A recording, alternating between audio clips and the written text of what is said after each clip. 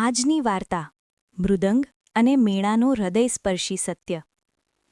એક વાદક દરરોજ જંગલમાં જઈને મૃદંગ વગાડતો હતો. તે જ્યારે પણ વગાડવા બેસતો ત્યારે ક્યાંકથી એક નાનું મેણું એટલે મેમણું આવીને શાંતિથી તેની પાસે બેસી જતું. આવું રોજ થતું હતું. એક દિવસ વાદકે ઉત્સુકતાથી મેણાને પૂછ્યું, તું રોજ અહીં આવીને બેસે છે, શું તને મારું સંગીત ગમે છે કે મારું ગાયન? મેણાએ ધીમેથી જવાબ આપ્યો, મને એ ખબર નથી કે તમારી લયતાલ કેવી છે, પણ હું એટલું જાણું છું કે તમારા મૃદંગમાં જે ચામડું છે એ મારી માનું છે. જ્યારે તમે તેના પર થાપ મારો છો ત્યારે મને લાગે છે કે મારી મા મને બોલાવી રહી છે. વાદકા સાંભળીને નિશ્શબ્દ થઈ ગયો.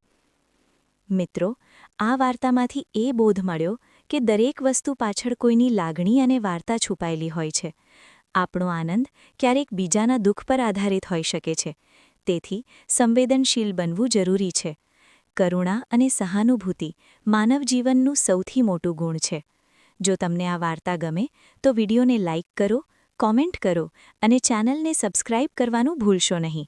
તમારા મિત્રો અને પરિવાર સાથે જરૂર શેર કરો.